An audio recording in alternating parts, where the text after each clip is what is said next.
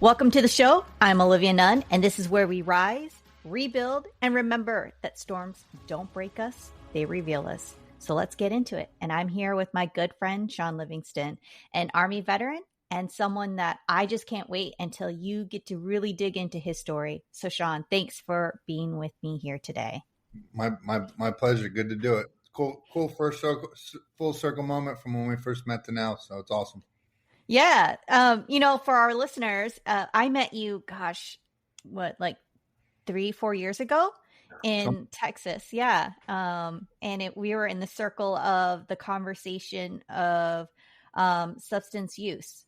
And so that's kind of really where your story is. So, but we have a background for the love of the greatest force on earth, the United States Army. So let's start there. So you are an Army veteran and you did serve, but your story is kind of unique. And I've had different people come onto the show and explain their rock bottom moment. For you, your rock bottom is different than any person I've had on the show.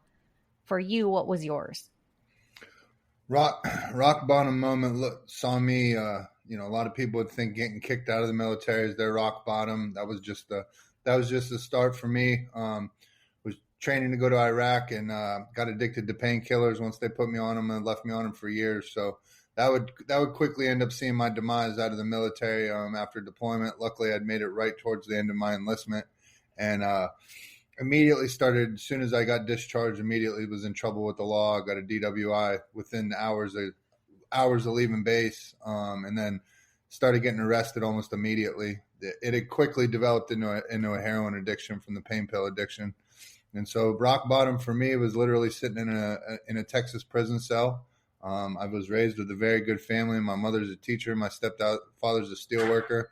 I was not raised in any shape or form to ever be in prison, but that's where I found myself. And so it had gotten to the point of so many years of kind of this, the addiction behavior and things happening that it came to a point when I'm sitting in a prison cell, my mom stopped picking up the phone. She wouldn't collect calls from prison. She could not stand by and sit there and watch me continue my, behavior towards my demise. So she took a big step back. So that was a big moment for me.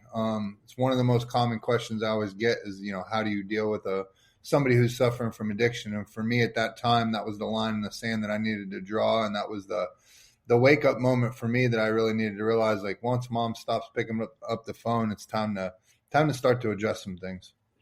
So we're going to dig more into your story because I think that's really important. But before we get really deep into that part, I want to kind of dig one part into the part that you talked about. It started with prescription painkillers. Mm-hmm. And the reason I want to highlight this is that is a part of the story that we don't talk about very often in the veteran community.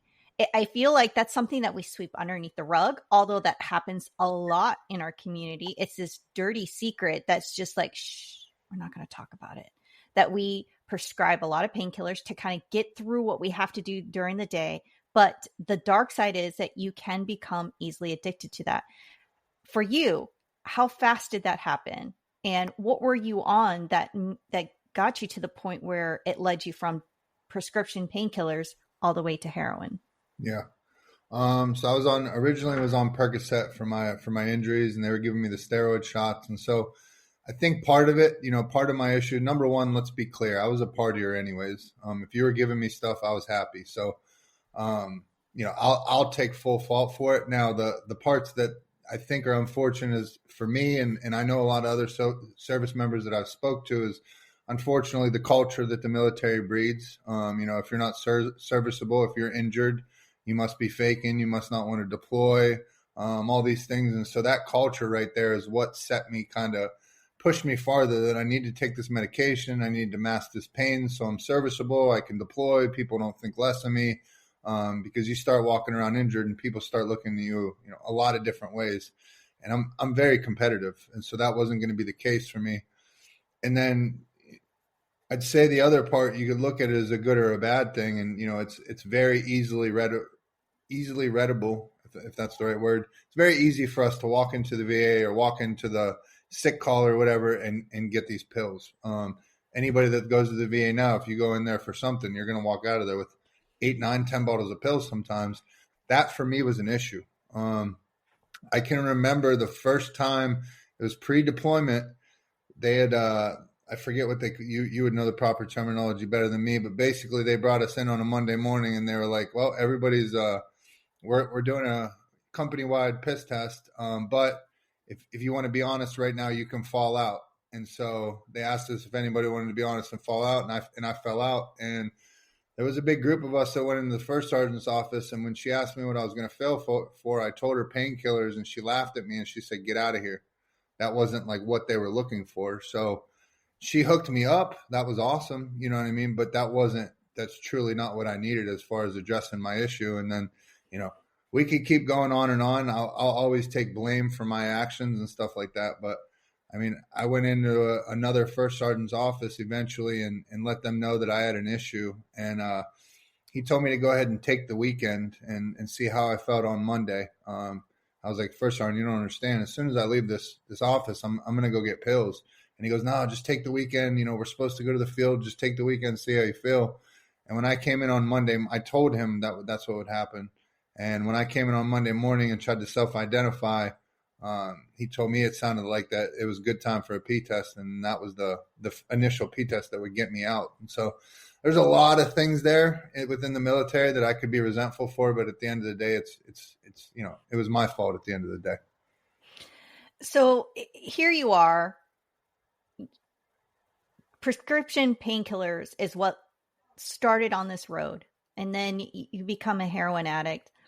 And that journey for you is this dark journey. And eventually the lifeline that you're hanging on is your mother, and your mom just stops picking up that phone.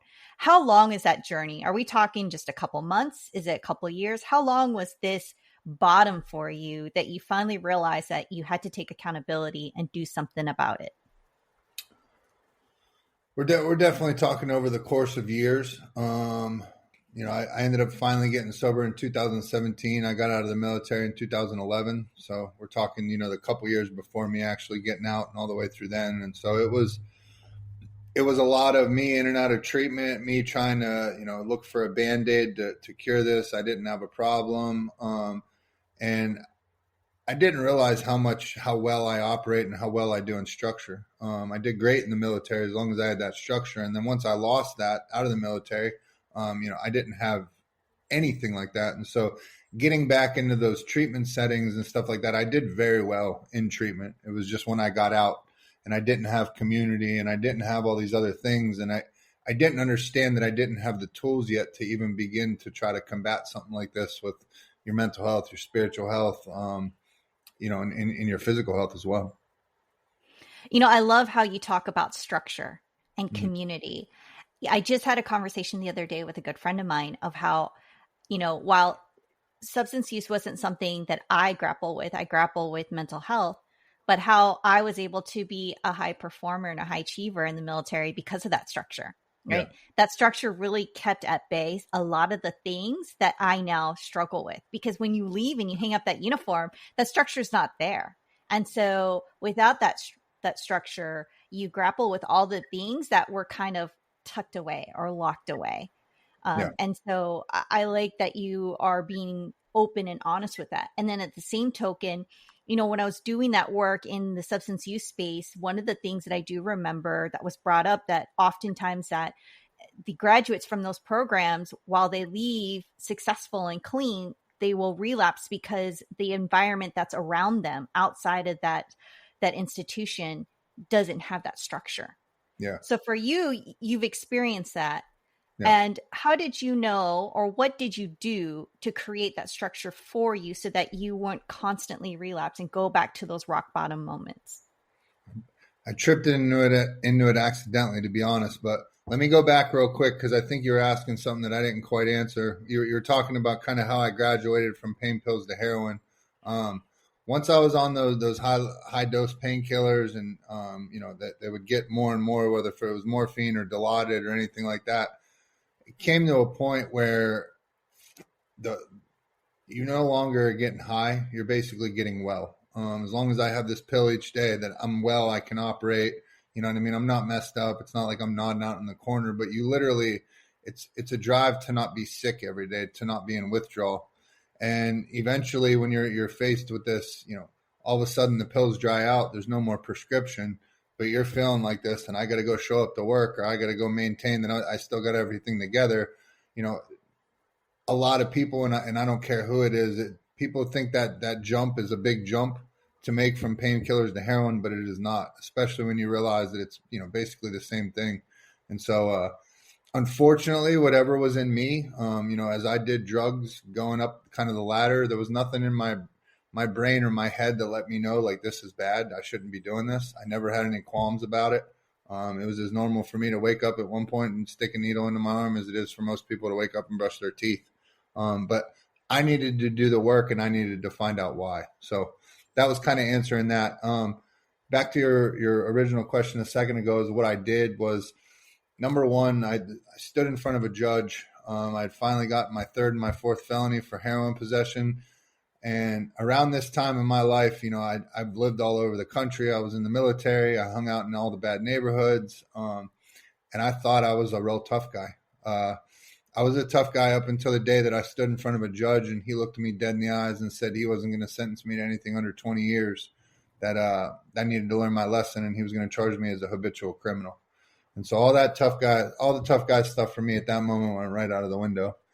So the one thing that they were going to let me do until I hit my sentencing was to be able to go to treatment again if I could get in, and they wouldn't sentence me until I had done that. And so that was the one allowance they were going to give me. And so when I went into treatment this last time, it was a very, very modest state-funded place. But I went in for the first time, I realized, for the right reasons. I was already in trouble, so there was no getting out of trouble. So I legitimately went in there with the intention to get sober. And I remember I had done about 8 months time in the VA, and did all the programs that they would allow me to do. And for whatever reason, I had kept a folder that had all the work I'd been doing, all the notes I took, tests I took, and everything. So when I went back to that lawyer, for whatever reason, I brought that folder, and I'm not a tremendously organized person. That's not something I normally do, but something bigger was working for me than I could myself. And so I took that folder that day, handed him the folder, and his jaw dropped when he saw it. And he's like, whatever you're doing, I need you to keep doing it. And so I walked out of that office that day with the first time of like a sense of hope. And it had been the longest since I'd remembered that. And so I held on to that hope. I went back to this treatment center, and it was a 6-month inpatient treatment center that I was able to get into. And I was going to continue waiting for my sentencing. And around that time, I got into that treatment center. I was there for the right reasons. And I just remember taking a look in the mirror one day, and I hated who I was looking at. I'd let myself go through injury. I'd let myself go through addiction. I had a huge gut. I felt like crap. I looked like crap, and I just was not happy with who I was. And so I found out about a little running group that met in downtown Austin. I got special permission to start going to that running group. Showed up there the first day with a huge ego and didn't think 2 miles was anything to scoff at. And I remember running with about 30 men or women that day. I was still smoking a pack of Newports a day. I finished dead last in that run. There was not a step I took that I wasn't, regretting it and wondering what I was doing and why I chose to do that. But I just got done, and I felt that sense of accomplishment again, and it lit a fire up into me. And I got in touch with this great group of people in the running community. I had found that structure again. I had started training for races, which put that discipline and structure back into my life. I had found the camaraderie within the running community and everything. And that right there was this major, major awakening for me. And then luckily, through everything I was doing right there, the judge blessed me and ended up putting me on 10 years probation because he knew I had been actually taking steps to change my life. And I've taken that one opportunity and ran with it literally. You talked about hitting rock bottom, figuring out why you needed a change, and finding that tribe, basically, right? Mm-hmm. That structure and that tribe and accountability. But you've done more than that. You've done more than just recognizing that you needed to wake up and to fix yourself. You've gone on and done so much more. Tell our listeners, what else have you done besides cleaning up your act and recognizing that you needed to be a different Shawn? What have you done? The biggest thing I think that I've done through all this was understanding that me, myself, and everybody else, that we have this power within all the pain that we've been through. Once we start harnessing it to use it to help other people. I did not know that world existed. It started off by just me kind of in 12-step programs and going and sharing my story. Um, then my story started to get out there as my running progressed, and I got into ultra running. Once I got into ultra running, people started taking notice that this former heroin addict was going out to run 100 miles or 100K or any of those kind of things. And so next thing I know, I was on Lance Armstrong's podcast. And then shortly after that, a gentleman's reaching out asking me if I'd be willing to be the focus of a documentary on my story. And so this started opening up these worlds to me where I just didn't know these were possible. And so once I really started to do that and put myself out there more, one of the biggest things that it's taught me is the fact that people in recovery, we're used to sitting in treatment, we're used to sitting in meetings and therapy and sharing all our feelings and our stories. And usually we're very open and vulnerable with it. But we're used to sitting in those circles. What I didn't quite realize was that everybody else on the outside is not quite used to doing that. And so once I started getting out there and sharing my story, especially outside of just the recovery community, I started realizing that it literally opens the floodgates for everybody else. I started having people from all different walks of life that have no ties to recovery, and they're telling me about, serious things, childhood trauma, suicide in their family, severe mental health. But I watched as it made this difference to them, and so that got me on the path to just continuing to push my story out there and try to use that to help other people. Led me to being able to start my own podcast called I Am Redemption, and then that kind of continued to show me, that I could have people from all different walks of life. They don't have to be military or recovery, because at the end of the day, we're all recovering from something. And so I've just been able to continue to push that and build that. And, like-minded people kind of align and come in the fold and want to help push the message. And so we just got done doing a big three-day weekend event this past weekend. It was one of the biggest things we've ever done, and just looking for every which way we can help make a difference in the community, help make a difference in everyday people's lives, and then help people online as well. You pretty much carried us through your story, your arc of rock bottom multiple times, and then being able to have this redemption, right? Which is what I Am Redemption is all about. But, a big part of this is what that I want our listeners to have is, what were the nuggets or the pieces that you were able to use, or the resources to help you through those dark moments? Was it family? Was it faith? What was the tools, or what were the tools, I should say, that really helped you in your lowest of lows to be able to push through, to get to the next moment, to the next day? Number one, God. It may sound, I never thought I would be that guy. I never thought I'd be the guy, thanking God or anything like that. But I have a very profound understanding that God is very real in my life, and that He's been architecting this the whole time. I now know that I had to go through every single thing that I've been through to be who I am today, and I wouldn't change that for anybody. I'm very proud of who I am and what I've built. I didn't know that people like us could do that. I'd say number one, that's it. My faith in God keeps me out of myself. Addiction's a very selfish thing. My constant, giving praise to God is what keeps me out of that. And then I would say the other thing, and most definitely one of the most important, is the people I choose to surround myself with. My MO in the military, growing up in school, my entire life is to always hang around the funny guys. I'm going to hang around the funny guys. We're going to be in the smoke pit. We're going to be talking shit, and that's how we're going to pass time. And I needed to really hit a point in my life where I realized that was not serving me. If I wanted greater out of my life, I better be hanging around people that are out there achieving greater or striving for greater. And so it all kind of boiled down when I was in treatment and I was sitting there looking at those 20 years. I would ask myself two questions for every single decision I made every day. And that was, is this going to help me stay out of prison? Is this going to help me stay sober? And that went for everything.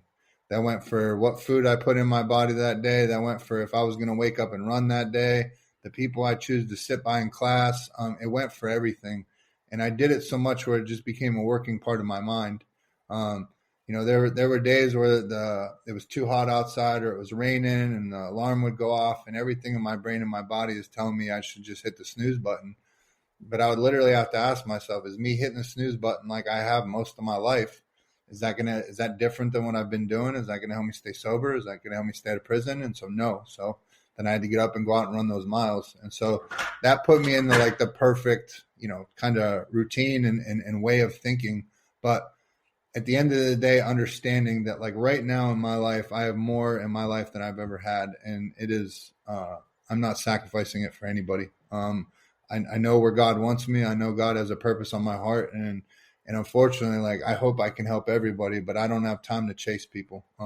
If you're not helping me work actively towards supporting and working towards these goals, like I wish the best for you, I just don't have time for it. And that mindset has propelled me and helped me more than anything I could ever dream of, because before it was like, oh, well, he's been my friend for a long time. Oh, he's this, he's that. And I mean, the whole time growing up, my stepfather would always say, show me your friends and I'll show you who you are. And that was one of those things your parents tell you that I'd let go in one ear and out the other. And it could not be truer. So I really like how you talk about surrounding yourself with the people that matter most. It's exactly what you talk about. You hear it all the time, right? You hear your parents telling you that, trying to teach you that. You hear gurus tell you that all the time. But I think practicing that is harder, right? Because of those reasons, right? Because they're such a good friend, because they've been nice to me. And I'm sure that practicing it in actuality is harder. So how did you actually get to that moment? How did you actually cut away the people you needed to cut away and actually decide who you want to be with? Like how did you get to those moments to be able to decide the people you want to be surrounded by? What are the criteria that you use? There's a saying kind of in the 12-step world, and it's, going to a meeting and find somebody that has what you want in life. And so that's kind of where I started in a 12-step meeting. Am I sitting there, I'm listening to this guy talk.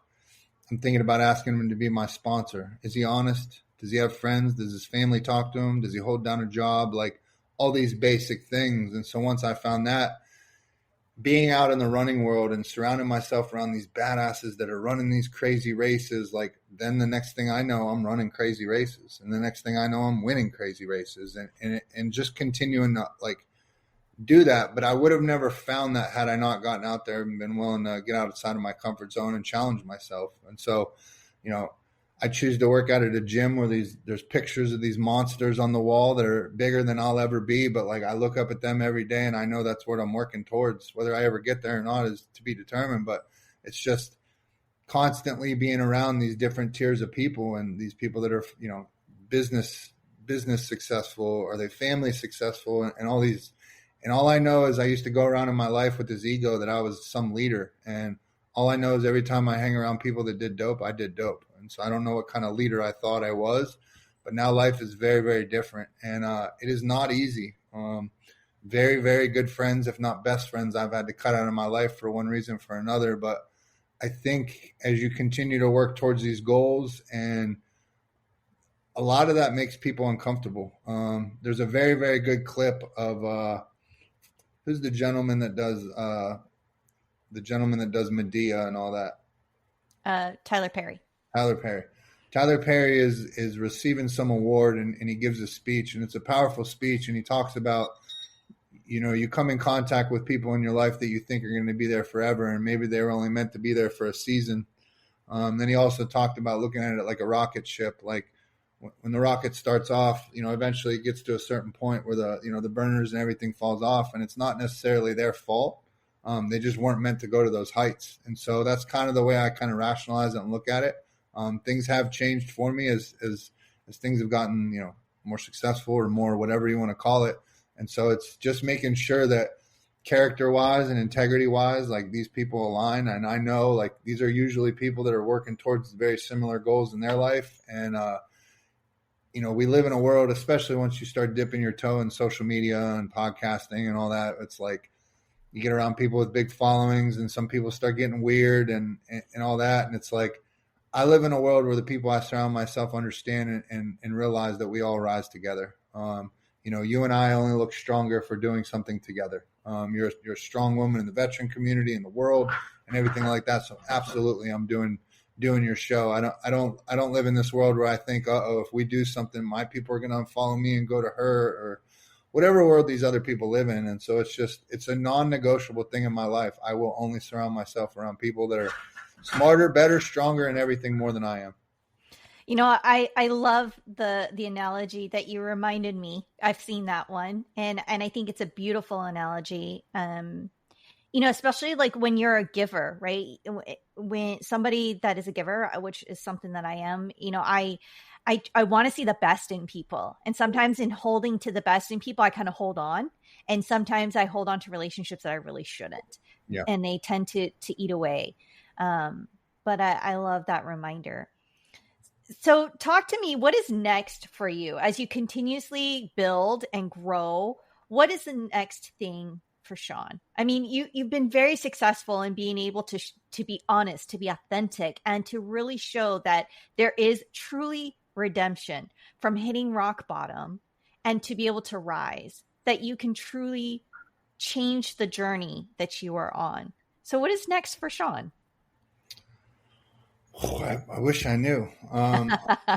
People ask me quite frequently what my 5-year plan is, my 10-year plan is, and all I know is every time I've like put a plan together or whatever, then I like to put my hands on it, and things usually go bad. And so when I got sober, I just kind of took my hands off. I put my faith in God, and I just focused on putting good energy out into the world and helping people, and good things continue to happen. So until that fails me, I'm rocking with it. But I just spoke to 2,300 inmates at a prison in Ohio, and I know they've reached out and they're interested in me speaking at all the prisons.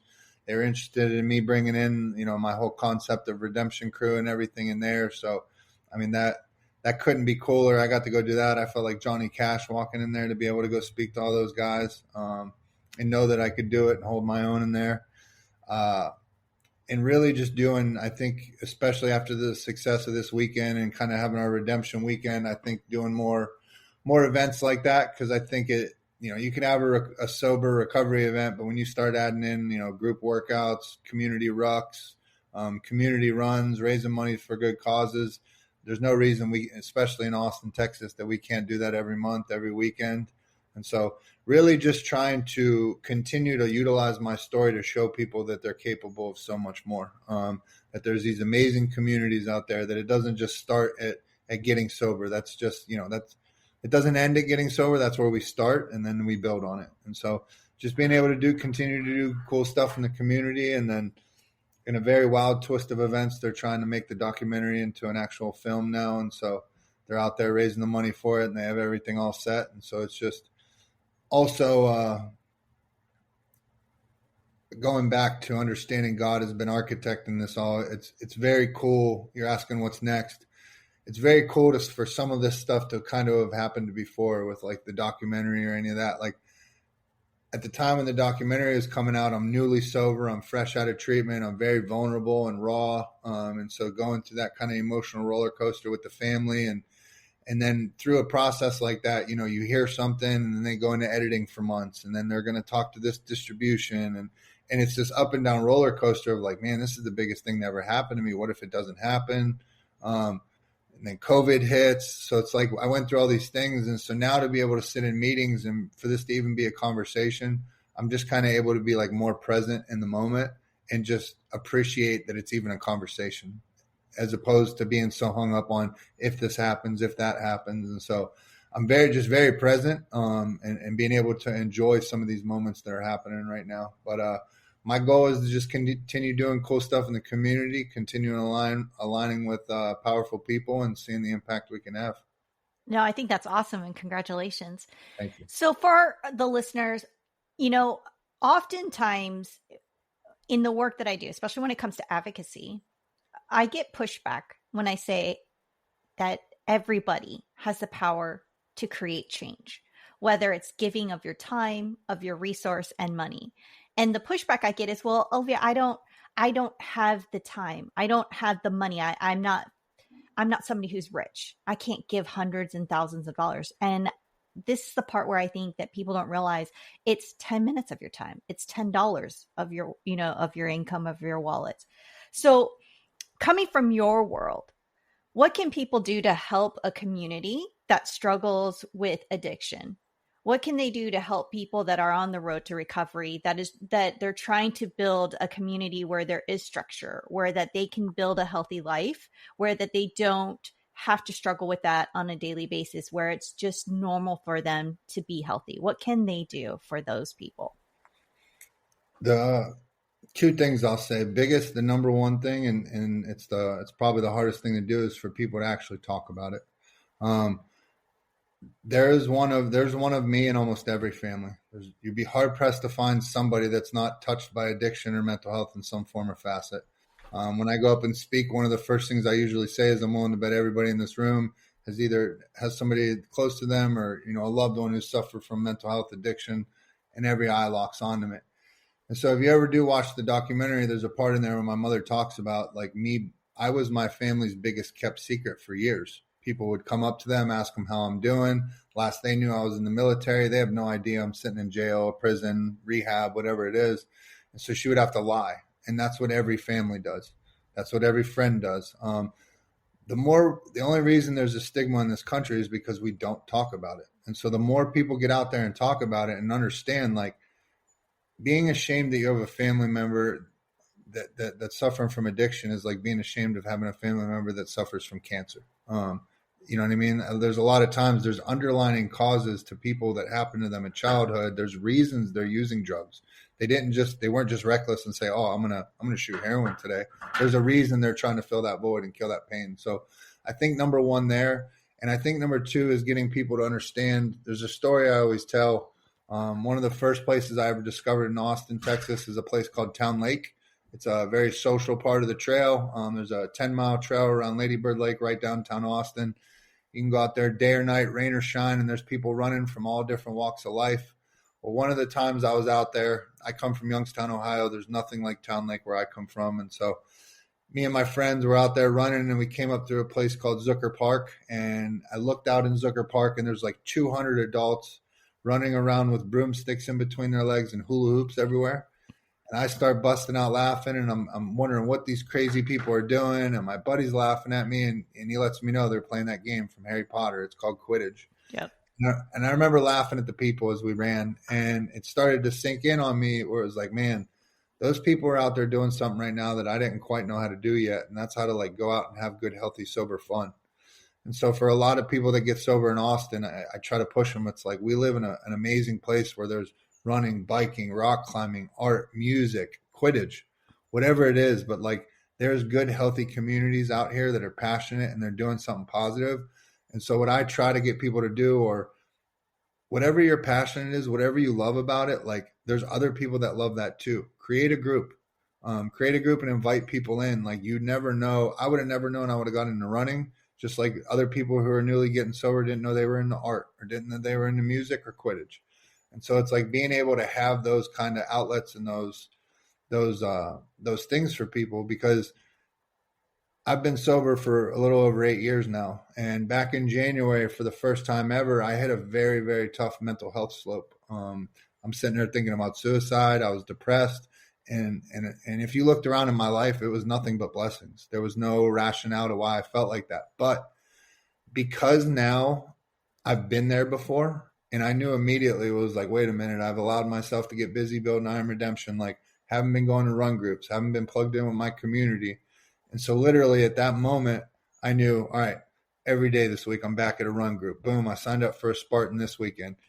And within 2 days, I'm back out of it. I'm back to myself. Like, I'd realized what I was missing. And so all that to say is, like, now I understand that I have tools. Before, I didn't know I had any tools. I didn't know the 12 steps were a tool. I didn't know God was a tool. I didn't know that, running, all these different things. And so being able to have those outlets for people are the tools that they can literally use instead of going back to ever pick up. No, I thank you for that. And I love that you are honest about that, honest that we have to call it out and we have to talk about it. And this is why we are storytellers, right? This is why we have a platform and use our platform to be able to bring these stories to life. I do it here on Unbreakable Storm. You do it on I Am Redemption. And also that you are right. Every family has somebody that deals with whether it's addiction or mental health. And we aren't going to change that stigma unless we, one, talk about it, we get the resources that are necessary, and we collectively, as communities, make the change for better. And I love that you brought that up. Thank you.